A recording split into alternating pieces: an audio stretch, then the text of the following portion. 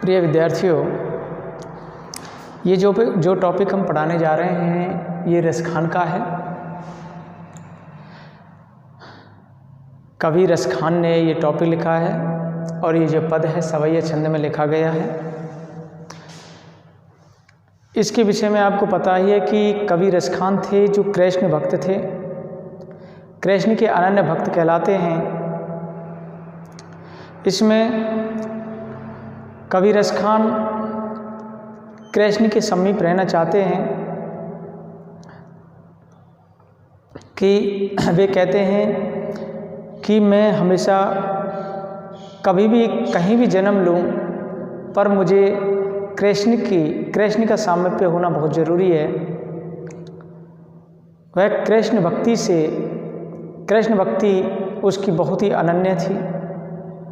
वह ब्रजभूमि में उसकी इच्छा प्रकट होती है कि वे ब्रजभूमि में ही जन्म ले, चाहे वो किसी भी रूप में ले, चाहे वो ग्वाले के रूप में ले, चाहे गाय के रूप में ले, चाहे पत्थर के रूप में ले, वो किसी भी रूप में ले, पर होना चाहिए ब्रज का क्षेत्र जहाँ पर श्री कृष्ण की चरणों की रज मिल सके। तो देखो बच्चों, ये जो पद है इस पद को एक बार मैं पढ़ता हूँ, फिर देखते हैं इसके कोई कठिन शब्दार्थ होंगे तो। मानुष हो तो वही रसिखान बसो ब्रज गोकुल गाम के ग्वारन, जो पशु हो तो कहा वसु मेरो चरो नित नंद की धेनु मझारन, पहाने हो तो वही गिरि को जो धरो कर छत्र पुरंदर धारण, जो खग हो तो बसेरो करो मिली कालिंदी कूल कदम की डारण।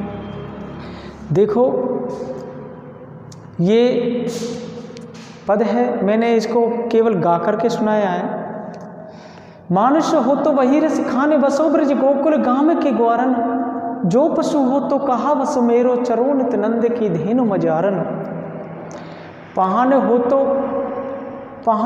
तो वही गिरि को जो धरो कर छत्र पुरंदर धारण, जो खगे हो तो बसेरो करो मिली कालिंदी कूल कदम्ब की डार। देखो इसके कुछ कठिन शब्दार्थ आए हैं, पहले मैं उन कठिन शब्दार्थों को बता देता हूँ।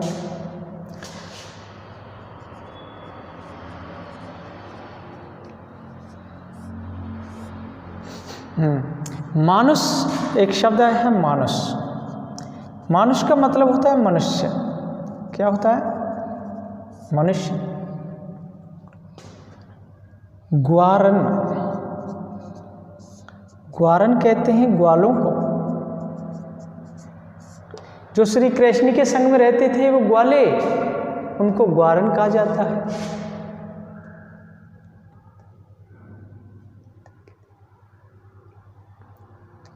मंझारन का मतलब होता है मध्य में, बीच में।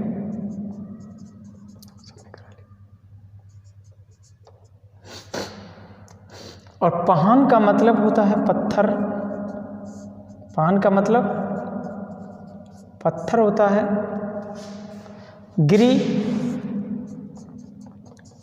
गिरी कहते हैं पर्वत को।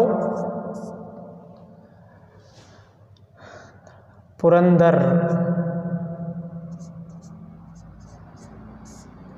इंद्र, पुरंदर इंद्र।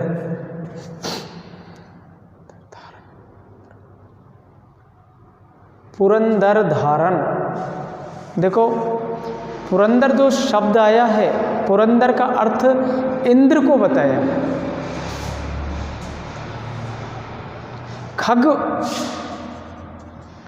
खग का मतलब होता है पक्षी। क्या होता है? पक्षी। कालिंदी, कालिंदी का मतलब होता है यमुना। और कूल, कूल का मतलब किनारा। डारण का मतलब होता है शाखा। डारन, शाखा। देखो ये इसके कठिन शब्दार्थ हैं। मानुष कहते हैं मनुष्य को, ग्वारन कहते हैं ग्वालों को, मंझारन का अर्थ होता है मध्य में या बीच में, पहान पत्थर, गिरी का मतलब होता है पर्वत, पुरंदर माने इंद्र, खग माने पक्षी, कालिंदी यमुना नदी, कूल माने किनारा, और डारन का मतलब होता है शाखाएं, डालियां, ये डारन का मतलब होता है। तो देखो बच्चों, इसका हम अर्थ करते हैं। ये आपको पता ही है। प्रस्तुत अवतरण रसखान द्वारा रचित सुजान रसखान शीर्षक से उद्धृत किया गया है और ये सवैया छंद में रचित है। कवि रसखान कृष्ण भक्ति से संबंधित ये पद है और वह किसी भी रूप में कृष्ण की जो क्रीड़ा भूमि थी, जहाँ पर कृष्ण ने क्रीड़ा की थी, वो वहाँ पर रहने के लिए उसकी इच्छा व्यक्त होती है। किसकी? कवि रसखान की, अर्थात श्री कृष्ण का सामीप्य पाना चाहता है। तो इसी संदर्भ में कवि रसखान वर्णन करते हुए क्या कहते हैं इस पद के माध्यम से, तो देखो, मानुष हो तो वही रस खाने बसो ब्रज गोकुल गाम के ग्वारन। देखो, भक्त कवि रसखान कहते हैं कि अगले जन्म में यदि मैं मनुष्य बनता हूँ या मनुष्य योनि में मुझे जन्म मिलता है, तो मेरी इच्छा है कि मुझे ब्रज के गोकुल गांव के ग्वालों के बीच में रहने का सौभाग्य प्राप्त हो। अगर मुझे मनुष्य का जन्म मिलता है तो मैं ब्रज के जो ग्वाले होते हैं उन ग्वालों के बीच में रहने का मुझे सौभाग्य मिलना चाहिए। ये कहता है, जो पशु हो तो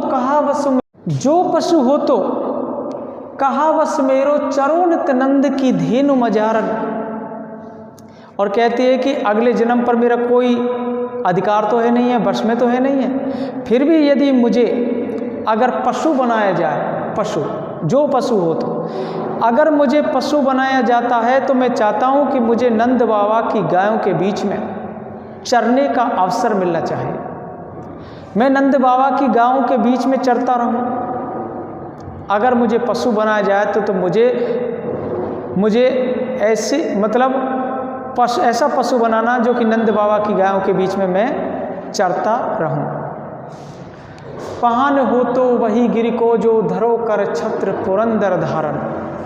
और देखो, कवि रसखान कहते हैं, यदि मैं पत्थर बनाया जाऊं, अगर मुझे प्रभु पत्थर बनाता है तो मैं चाहता हूं कि मैं उस गोवर्धन पर्वत का पत्थर बनूं जिसे कृष्ण ने इंद्र के प्रकोप से और ब्रज के लोगों की रक्षा करने के लिए अपने हाथ की उंगली पर छत्र की तरह उसे धारण किया था।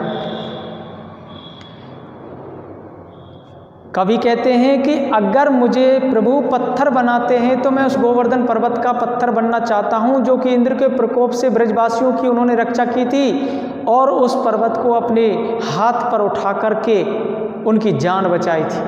वो उसी पर्वत का मैं पत्थर बनूं। जो खगे हो तो बसेरो करो मिली कालिंदी फूल कदम की डार।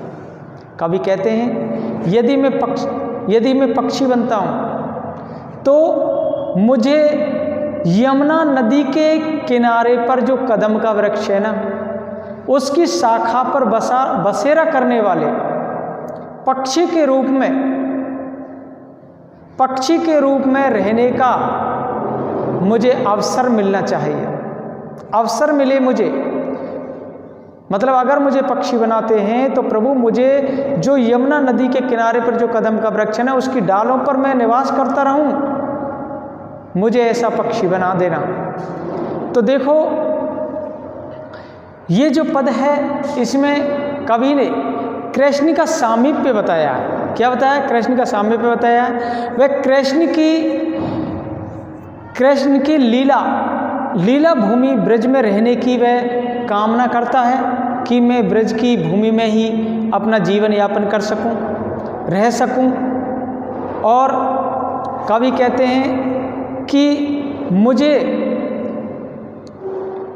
मुझे इंद्र के प्रकोप से ब्रज प्रदेश को बचाने के लिए कृष्ण द्वारा जो गोवर्धन पर्वत को धारण करने का जो पौराणिक प्रसंग दिया गया है, हाँ उसको आप क्या है कि जो पौराणिक प्रसंग दिया है तो आप सभी जानते ही हैं कि जब इंद्र में और कृष्ण में टकरार हो गई थी तो उसी समय पर श्री कृष्ण ने इंद्र से और ब्रजवासियों की रक्षा की थी। इसमें अनुप्रास और काव्यलिंग अलंकार का प्रयोग किया गया है। धन्यवाद।